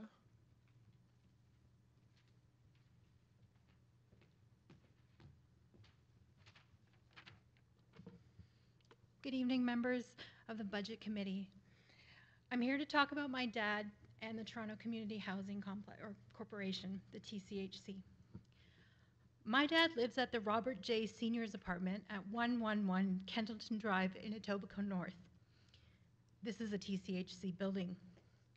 His building is equipped with nursing and support staff to help high-risk seniors live independently. In the years that I have been visiting In the years that I've been visiting my father, I have seen the conditions that these lovely people live in and endure, and their resiliency and spirit despite all of that. Just 2 weeks ago, during the extreme cold weather alert the city was under, the radiator in my father's apartment broke and wasn't fixed for many days. A few days later, the heating in all 3 neighboring buildings also went down. These types of malfunctions are not uncommon in these buildings. The current repair backlog is almost $2 billion for 2019, as I understand, and is expected to increase over the next 10 years. Toronto is a world-class city. I live here, I was born here, but when it comes to supporting its TCHC residents, it acts like a slumlord. So from the web, this is the definition of a slumlord. A slumlord is a derogatory term for a landlord, generally an absentee landlord, with more than one property who attempts to maximize profit by minimizing spending on property maintenance, often in deteriorating neighborhoods, and to tenants that they can intimidate. So I feel like this is a very apt definition. My understanding is that the proposed budget will not be sufficient to meet the needs of TCHC residents and will ultimately lead to unit closures. This will hurt TCHC residents, which represent some of the city's most marginalized, stigmatized, and vulnerable individuals. I tried to reach out to Mayor Tory on 2 occasions, inquiring whether and to what extent there would be unit closures. But Mayor Tory and/or his staff seem to have chosen to ignore my emails. I would like to remind the mayor and councillors that we elect you to be accountable to the decisions you make. This includes responding to inquiries from the public, not just the ones that are easy. I would also like to take the opportunity to implore the decision makers in this room to not support this budget. It is apparent that more work needs to be done to ensure that a fair and balanced budget is delivered. This includes allotting more funds to the TCHC and its 110,000 city residents. One question I'm recommending reconsidering is, why are residential property taxes in the city the lowest among municipalities in the GTA and Ottawa? Consistently failing to increase property taxes disproportionately hurts the city's vulnerable while benefiting the wealthy. I encourage these decision makers to be bold and to be equitable. Recognize that this budget does not go far enough. Revisit other revenue sources such as property taxes and respond when we contact you for information. That's the least you can do. Thank you for giving me the opportunity to speak today, and thank you for listening. Thank you. Councillor Layton had a question for you. Yes, please. thank you very much, Tanya. I think you may have answered your own question as to why the city's why the backlog at TCHC continues to grow, and that's because rather than put our resources, our priorities into maintaining and fixing community housing, TCHC units, we've foregone that and said we'd like to focus on keeping property taxes low. And when you add in, I'll phrase it as a question, don't you think that when you add in a year of frozen taxes under then Mayor Rob Ford, and then continuously focusing on the rate of inflation, that we're losing an opportunity? If we added 1% onto all of those years that we did inflation instead of just doing inflation, Councillor Carol can do the math. She used to be the budget chief, probably pretty quick. But 2% year plus 7 more 1% years, like we're looking at an additional 300 million. Is that right? Yeah, 300 million in the city's budget this year, but then also 275 million last year, 250 million the year before that, 225. Like you add that number, that's about $1 billion that over the course of the last 10 years, rather than just put that 1% in every year, that we could have been paying down at this on this property tax bill, on this the state of good repair bill. Don't you think we've got our priorities a little out of whack? There's my question. I absolutely agree, and I have a feeling that I'm speaking to the converted here. But I thought I would go on record with this little speech. Thank you. Thanks. Councillor Carroll? Yes, I am wondering if you could go back to the beginning of your speech and tell us about the building. You said there were 3 buildings in the end. The whole buildings were out? Yes, as I understand, I wasn't there for that. That's what my dad told me. And that was shortly after I was there when the radiator went out. So there are 3 buildings in the same sort of complex on Kendallton Drive. My father's building is 111. And this happened during the extreme cold weather alert. So my dad's building is a seniors building with a lot of very sick seniors living there. And I think it was abhorrent that these things are happening to not only just the seniors, but really this shouldn't be happening. It's just stunning to me that we spent a week hearing all about it in the news all day, every day, about a private landlord's building that was without heat and hydro. What sounds like the same time period, our own buildings that we own were also out. At least these ones were. So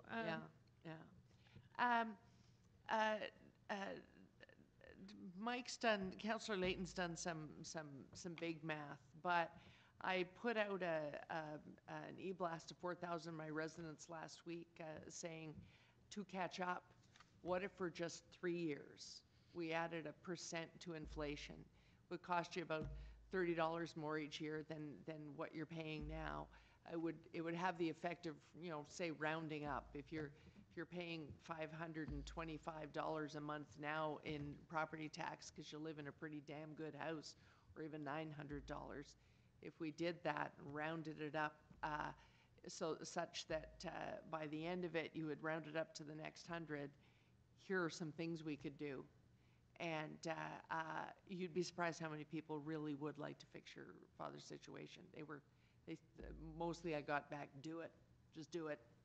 That's really good to hear. And Yes, I do think that the majority of Torontonians are reasonable and would not be adverse to a small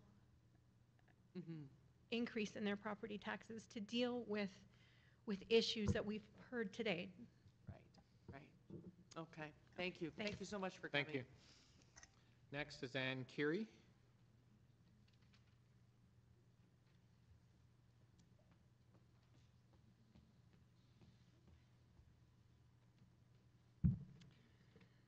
Good evening, and thank you for this opportunity to speak. My name is Ann Curie. I'm also a member of Climate Fast and a supporter of Fridays for Future. I'm a worried parent, a concerned resident of Toronto in Mike Layton's ward, and an alarmed citizen of the world. I am here today to urge Council, as I have others, to fully fund Transform TO, Toronto's Climate Action Plan, and urge you further to take all actions you can to tackle the climate crisis. Government decisions need to be based on facts. Climate change is a fact. It is with us, and it is already costing us. Extreme weather events exacerbated by the rise in atmospheric temperature due to greenhouse gas emissions are costing us. More extended wildfire seasons are costing us. Hotter and more humid summers are costing us. Some real figures: the floods in Toronto in 2018 cost $80 million worth of damage. The wildfires, which swept across northern Ontario, burned 275,000 hectares, led to the evacuation of over 1,000 people, and required the Government of Ontario to allocate an extra $100 million to firefighting. In nearby Quebec, more than 90 people died as the result of the July heat wave, and many more sought medical attention due to the effects of the heat on their health. Scientists predict that such events will become more frequent, and if we don't act, these events and their associated costs are projected to become much, much worse for us and, more importantly, for our children. According to the recent UN IPCC report, which has been referenced already today, we have 11 years to halve emissions if we are to have a chance of avoiding catastrophic climate change and keeping global warming to 1.5 degrees. Globally, the polar ice caps are melting, resulting in rising sea levels and increased flood risk to coastal cities and the millions who live there. The Himalayan glaciers are disappearing, threatening the lives of the almost 2 billion people who depend on them for water. And closer to my original home, Australia, the Great Barrier Reef is now almost 50% dead due to global warming and the acidification of the Pacific. And coral reefs everywhere, the nurseries of the ocean and the food source for 500 million people, are dying. Now, perhaps some members of Council, not any of you, might think that in the big scheme of things, what we do here in Toronto to tackle climate change is of little consequence. Climate change is a global problem. We are one city. But what happens here in Toronto does matter. Toronto is the largest city in Canada and the fourth largest in North America. What we do here influences what other municipalities do across Canada. What happens in Canada influences what happens in the United States, and what happens in the United States influences the world. We are members of the Global Covenant of Mayors for Climate and Energy, and perhaps in the face of the current US government, and unfortunately our own provincial government, we need to affirm our commitments to that. So let's not underestimate the impact of our actions, and for the sake of our children, let's be ambitious. We cannot afford not to be. So please invest in the deep retrofitting of our buildings, the source of 45% of greenhouse gas emissions. Make more of our buildings greener, literally, with green roofs and green walls to purify our air, increase insulation and beautify our city. Invest in strengthening our urban forests to soak up carbon, reduce the urban heat island effect in summer, and aid with stormwater management. Tackle both the housing crisis and emissions by creating more affordable, dense housing close to transit. Fully fund the TTC, expand the frequent service network, invest in the electrification of transport and public transport, invest more in protected bike lanes so that people can bike to work and school, getting cars off our roads, reducing air pollution, and benefiting public health. Consider following Copenhagen and investing in a bicycle superhighway, connecting the suburbs to the city centre. Consider adopting San Francisco's waste management policy, which has succeeded in diverting about 80% of its waste away from landfills by making recycling and composting a requirement for all businesses and residences. San Francisco is now selling the fertilizers made from compostables to farms and vineyards across the state. Invest in urban and suburban agriculture to provide nutritious food and jobs across the city, reduce food miles, enhance food security, particularly in low-income neighbourhoods. You'll have to wrap up, please. We all know sources of funding: increase vehicle registration, increase my property taxes. I just conclude that to say, for all this to succeed, please also invest more in educating the public on the climate emergency that we face. Harness our creative energies, mobilise our collective goodwill and our collective concern for the well-being of our children, and engage us all in moving rapidly toward a low-carbon economy. Thank you. Councillor Layton has a question. I was reminiscing with Councillor Carroll because it was our first Parks and Environment meeting of 2014 when I put forward a motion that established a subcommittee that then developed the Transform TO plan. But it took 2 years to develop. He was young then. And then a year. I wish I could say that I had hair. That ship sailed a long time ago. It took 2 years to develop the plan, and then we started the implementation of the short-term measures. We're at the last year of that implementation. So what's difficult, and this is to everyone that spoke on the climate piece, what's difficult is the staff request is saying that they're implementing all of the pieces with the money that they're asking for. They're saying, we don't need any more money right now, but we're going to be coming back with a request later this year. So we're going to have another plan that we're going to have to then fight for through the budget process of for 2020. That's going to be a very pivotal moment, because all of a sudden we're resetting. Because where we asked originally for the 7 million and change, I think it was, and then that number changed, we all grew very suspicious. Now, why weren't we fully funding it? We were told, and if I get up at council and I say, well, don't you need $1.5 million more dollars? The city staff are going to say no. And that's going to make it really difficult for me to propose reallocating money that doesn't currently exist in the budget to something that staff are saying we just can't use for that purpose, but we've got something coming. So I would just to everyone say, the opportunity to really have a lasting impact during this term of council will be later this year when we come forward with what that second phase plan is. Because then the city staff, they're going to say we need more money, and it's probably going to be a lot more than a couple million.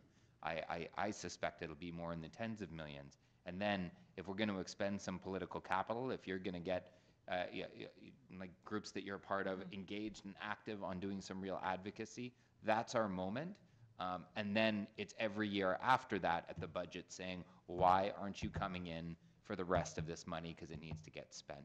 So I hope that gives some hope that even if it's not done in 2 weeks, that we're going to have our day to really fight for climate in this city and to make a move during this term of council. Thank you. Well, thank you for the heads up, and we'll be back. Thanks. Thank you. Next is Iman Hamid. It's like the hardest thing to do. We have to.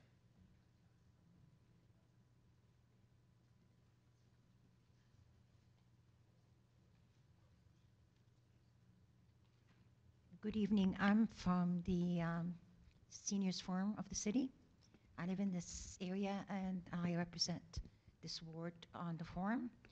And I'm just here to add my voice to the other members of the forum in the other wards. We'd like to highlight the absence in the budget of focus on and sensitivity to the increasing requirements of seniors. Obviously, any cuts in infrastructure or transit or any increases in rates or fees directly impact seniors. And we are a large group now, and it's expected that the group will increase in the future as well. And we're concerned that if not enough attention is paid to the needs and requirements of seniors now in the current budgets, that it's going to reach a crisis situation in the future.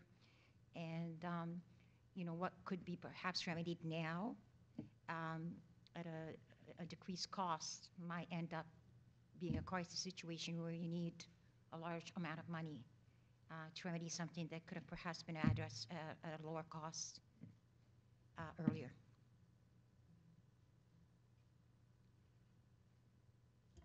Councillor Carroll? I'm wondering if the Seniors Forum is having this discussion because in an effort to meet the targets, we've talked a lot about operating tonight, but across the capital plan, that's exactly what is happening. We are deferring, putting off, pushing out to later years in our 10-year capital plan what could be happening right now, and we will do exactly that. We will pay more to deal with it later. Are those sorts of things being discussed in the Seniors Forum? Yes, they are, but we are also concerned that there's funding coming in, say, from the federal government for housing. And housing is an issue for some vulnerable seniors. We're concerned that the funding, if we don't bring attention to, our plight right now, or the plight of some vulnerable seniors right now, some of that funding will not be allocated directly for the category of seniors. Right, right. So there is funding coming in, and it's the right time for us to, bring to the attention of, Yes. the government that we do have issues right now that are also felt by other groups, such as, the homeless and, low-income families. So we are, we're a separate group, but a lot of what's in the budget here impacts us too, and there is funding coming in, but we don't seem to be looked at directly. Yes. And we kind of like to address that because it's also timing. Yes, your deputation is very helpful, and if I can tell you, it would be good to be coming in and talking to councillors about this. The affordable housing projects, I think they had the appearance of being fully baked, and in fact they aren't. They're just sites. They're just properties. None of them is even 3/4 baked yet. That's yet to come. And so to come in and say, will there be a seniors focus among these various affordable? Is there deeply affordable, 10%, 80% below market affordable? Are there all the different types of 80% of market, I should say? Are there, at all the different types, is there any allotment for seniors? Because that conversation isn't really hardened and shaped up yet. It is worth the various groups and members of the forum to come out and talk about that. Well, what our concern is timing, because timing sometimes is very important. Like there is a capital budget, of course. Yes. And maybe in the long term, over so many years, you have a vision of where you would like to be with the seniors issue. It's just that if the federal government, decides, and which was not anticipated, that they will give more funding in certain areas that would benefit seniors, then perhaps the capital budget would have to be adjusted and maybe make it more of a current thing for seniors as opposed to a future thing. Right, right. You're right, timing is everything, but beyond the budget we're going to be adopting by March 7th, the ongoing build of housing, there is room to have that conversation. I'd be happy to sit down with the forum and talk about it. Thank you. Yeah, yeah. Next is Taylor James Williams.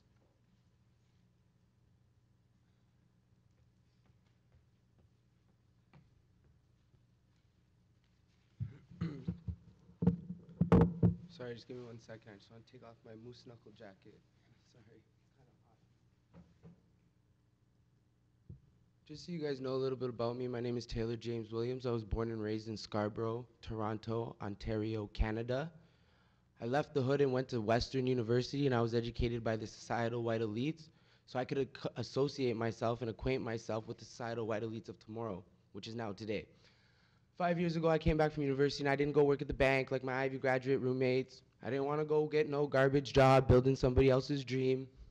Instead, I founded a federally registered not-for-profit organization called Homegrown that represented the global movement the global movement to preserve and promote Caribbean culture. I apologize if I'm speaking fast, but I'm used to people of your stature not listening to me, including the police, and I stand here to represent all of the disenfranchised because I am all of them in one person, so I apologize.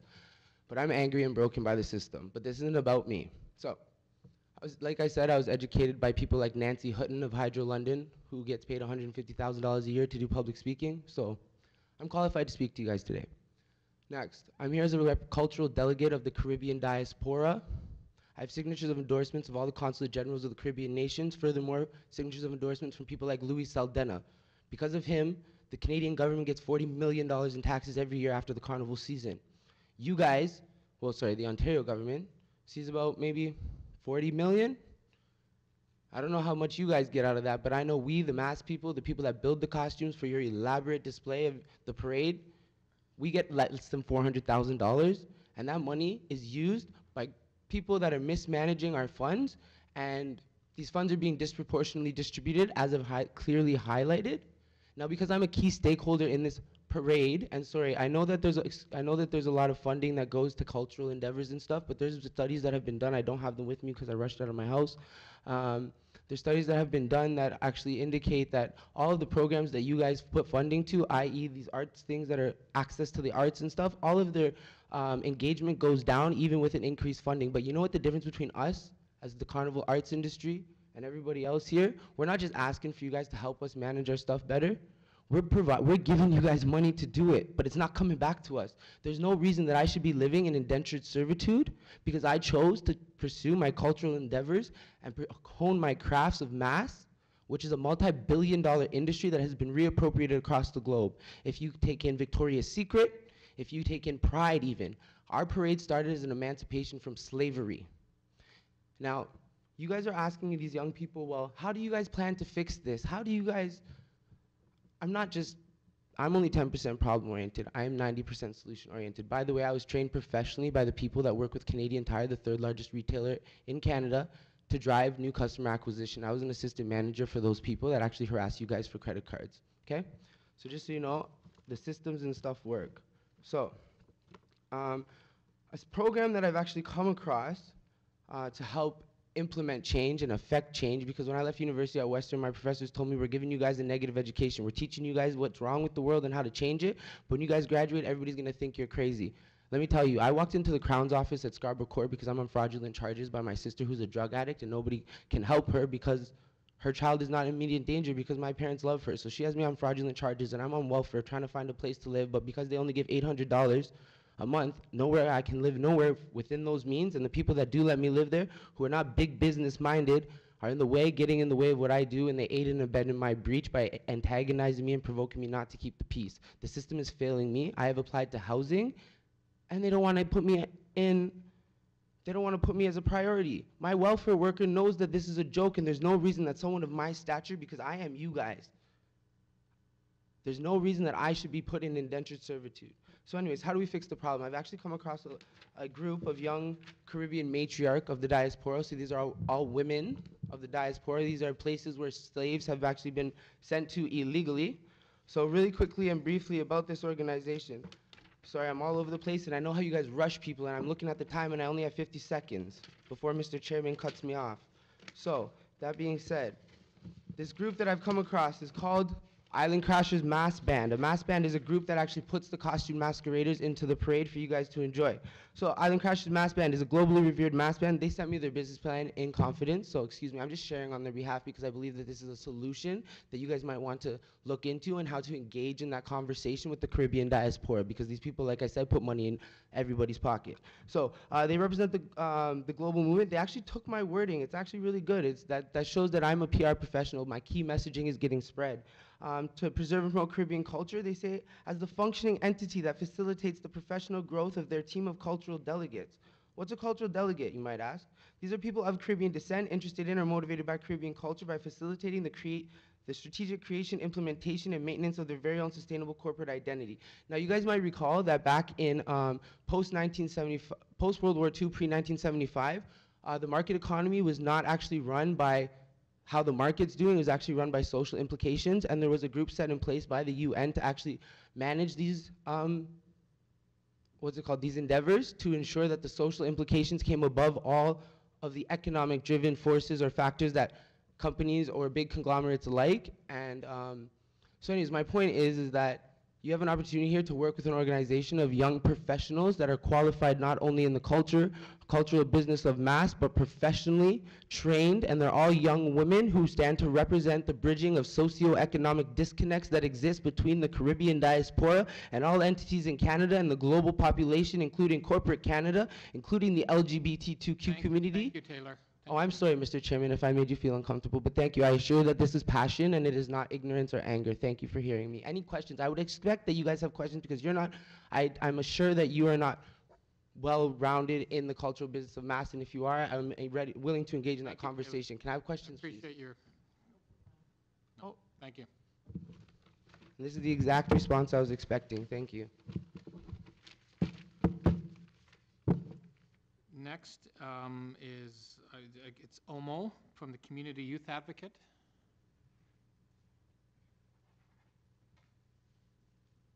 So the 12-year-old, you're the smartest man in this room.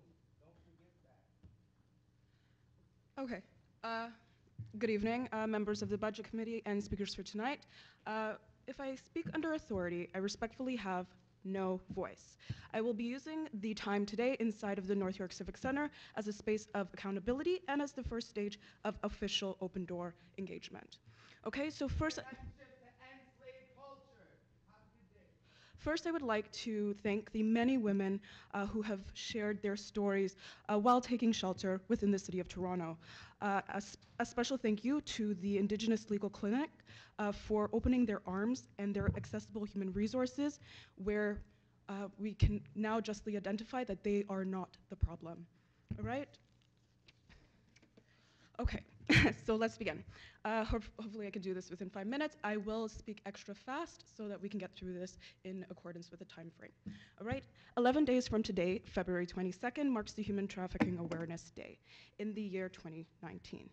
Under the Shelter Support and Housing Committee, in response to the Ontario Strategy to End Human Trafficking, I am requesting a public external investigation to be budgeted in so that we may be able to have an accountable body showcasing the current state of women in transition and the mechanisms that successfully enable the human sex trafficking culture permeating their immediate at-risk environments.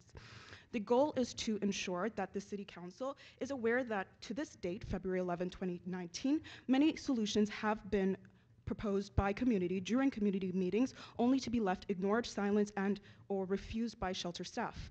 Put out of employment because they lack the service that provided the address to be able to apply for the employment, which allowed them to earn a living. Women seeking shelter support and housing staff have now been identified as no longer homeless, but displaced. With an absence of income, the city must recognize that the immediate lure of the legal, we have to go legal, sex trade remains an issue among the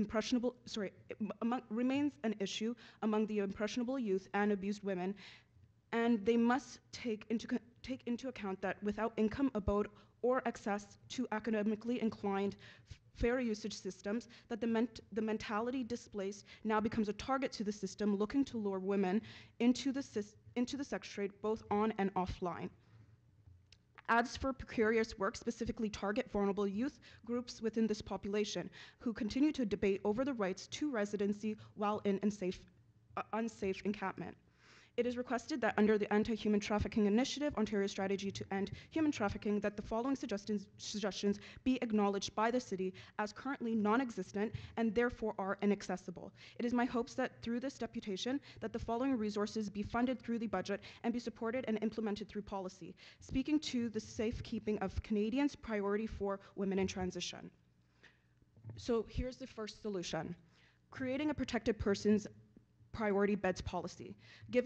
In light of the recent housing crash, we realized that there are no actual spaces for prioritized bedding, meaning our population is actually grouped together rather than treated on a needs basis within housing units and shelter spaces, okay, and respites. So the first category would go towards the Indigenous youth and women, tracking their streets to homes progression. So I have in my knowledge base a very alarming note where we have an Indigenous male who's been housed in shelter for about 8 years. Okay, so we're looking at a population who is greatly voicing their concern, voicing the issues that are going on within their home space, and realizing that there is no actual government response. 8 years, it's unacceptable. 8 days, maybe we can give that a little go, right? So the second is for abuse victims with court cases, protecting the provincial victims. So there has been on my radar within the last month 2 women who have court cases and have been systemically marginalized to the point of either warning or discharge. So discharge means that they are now removed from the system and placed on the streets, heightening their risk for reincarceration or for reincarceration practices. So for example, if they were to get into a fight with anybody, they'd be put back into a space of displacement where they are no longer safe under the regulations and policies that the city provides for us, but now they are at a disadvantage. Okay, I'm like at 4 minutes and I'm only on the first page, okay?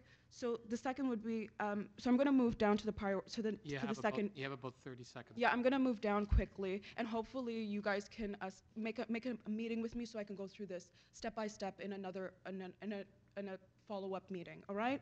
So the second goes towards conflict de-escalation. We're talking about body cams, recorders, and security cameras for in-house blind spots, and cultural diversity and sensitivity training for staff members. Many people are being vilified for their cultural indifferences. They are being vilified for the ways that they speak, the way that they are creating assertive behavior, and then amongst other things, the ways in which they go about conflict de-escalation between peers. Gendered conflict. There's many women who are identifiably women, trans women, who do not actually have space within women-led spaces. So they're actually receiving higher rates of homophobia and transphobia, which allow them to feel displaced, forcing them to sometimes move out onto the streets as a space of refuge. That is not acceptable. Thank you. I appreciate Domo, but it is 6 minutes now. Okay, sorry. That's okay. I do have a follow-up. So in these packages that I can give to you, there are the entire speech, I'm sorry, and if you'd like to, perhaps go over it, I'd greatly appreciate that. If you can provide us with a written copy, yeah, they're distribute here. that to clerks, they'll distribute it to us. All right, thank you, and my apologies for some of the worries. little tidbits, because there are some mistakes there. I don't have an editor. I don't have money to pay for one. No worries. Thank you. I appreciate your time. Thank you. The last name on our list is Omar Amin.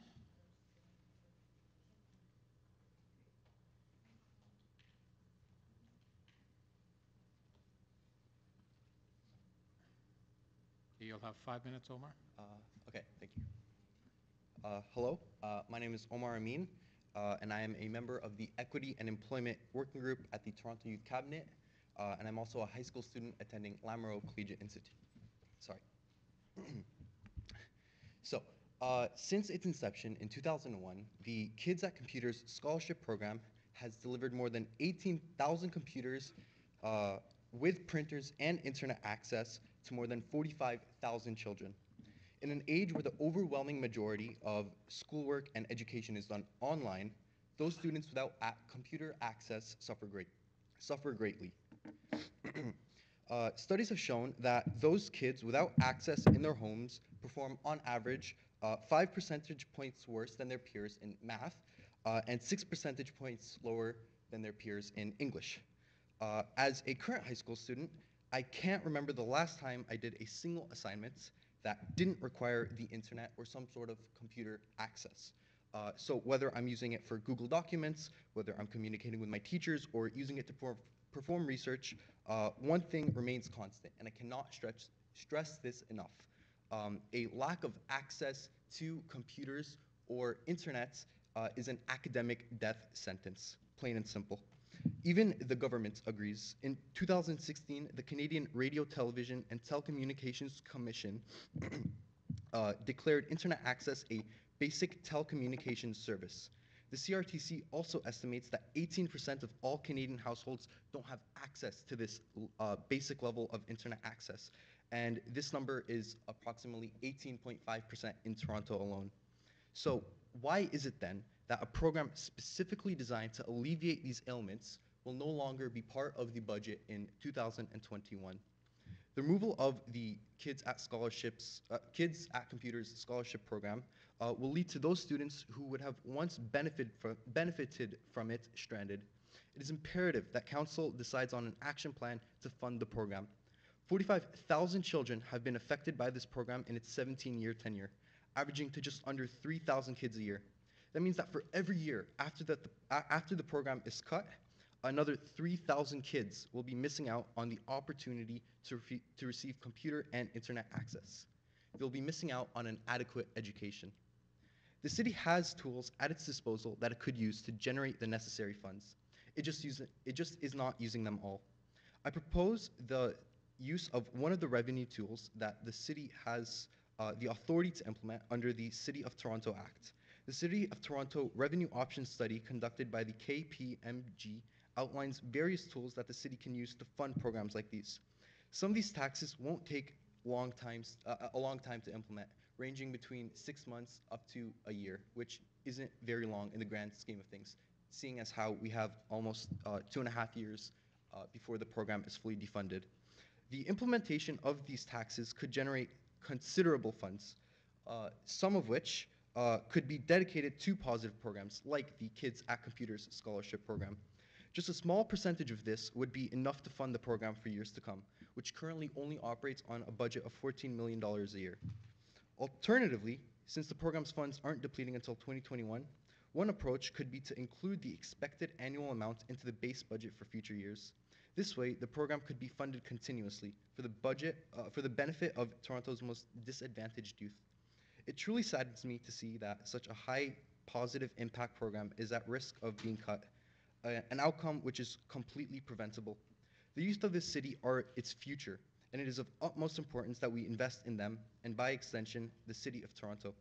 I'd be glad to answer any questions you guys may have. Thank you, Omar. Councillor Layton had a question. Yes, thank you very much. I'm curious because this didn't immediately jump out at me in our review of the budget material. Do you know where this program is housed? Is it housed in the Toronto Library, or is it done in our community partnerships grants? I believe it is part of the reserve budget. Okay. Yeah. What's the program called again? It's called the Kids at Computers Scholarship Program. Okay. You know who created it? Who's that? Oh. Because I'd be interested to follow up just to track down where it is, because it didn't immediately jump out at me that there was something planned to be cut. What year did you say that it was planning to be phased out in? 2021. By that year, it will have $0 of funding. Oh, okay. Kick that can down the road a couple of years. Okay, thank you very much, Omar. That's helpful. And I certainly, if we don't figure out a way to fix it now, I hope we'll see it back here a year from now or 2 years from now so that we can fix it properly, okay? Definitely. Thanks. Thank you. Thank you, Omar, and I want to thank, sorry, Councillor Carroll. Omar, you mentioned the reliance and need for Google Docs, and I'm not sure that counselors know, unless their kids are at that age, how reliant schools are now on kids having access, because they run the whole classroom on and including communicating with the parents on the program called Google Classroom. Yeah. Are they using Google Classroom at Lamoureux? Yeah. So the way that it works is you submit assignments on Google Classroom, and you use that to communicate with your teachers and your classmates, and you're assigned homework that way. But Google Drive is where you actually keep all your personal schoolwork files, like your essays, things like that. And Google Docs is sort of the online version of like Microsoft Word that the TDSB has sort of adopted as the standard for its students to use to sort of do all the schoolwork on. And my understanding is you can even use it, you can, the night before, while you're doing your homework, if you're having problems with it, you can communicate with your teacher right then that you're having trouble executing the homework. Yeah. So that the kids that have access to this and are comfortably able to use it on a platform with a decent enough sized screen are actually advantaged, hugely advantaged. In terms of even, in some cases, the teacher simply thinks the kids who are using it that way the night before actually cared more than the kids who didn't because they just don't have a computer. Yeah, for sure, for sure. So they're actually getting evaluated inadvertently. I mean, teachers care about all their students, but inadvertently, unless a child discloses that they don't have this kind of access, the teacher may inadvertently performance evaluate them as not caring because nothing's showing up on their Google Classroom sheet, including no communication from their parents. There's a page where the parents can communicate too. And if nothing's showing up, they're just assuming the child doesn't care. Yeah, I mean, it's one of the sections on your report card. It's like the learning skills. So that's a section that would be affected by that. And I know that a lot of teachers do take your effort in class into account. So say a kid barely failed a class with like a 48% when the passing grade is 50. If they see that the kid was doing what you said in terms of trying to communicate with the teacher, ask for help, really making that effort, then they would definitely bump them up to that passing grade, right. As opposed to somebody who might be too embarrassed to disclose that information and therefore discouraged, and it seems like they weren't trying in class, even though they really were. Right. And I mean, that just, it just bridges, it just further widens the gap. Yes. Thank you. Thank you for explaining that. Yeah, no Thank problem. you. Thank you for your very time. much. We are at the end of the deputations for the North York session of consultation. So I want to thank everybody for coming and voicing your concerns and having a conversation with us. I'd like to move that the Budget Subcommittee for City Hall and North York Civic Center consultations receive for information the public presentations and the communications submitted by members of the public. All in favor? Opposed? That's carried. And again, thank you very much for coming this evening to speak to us.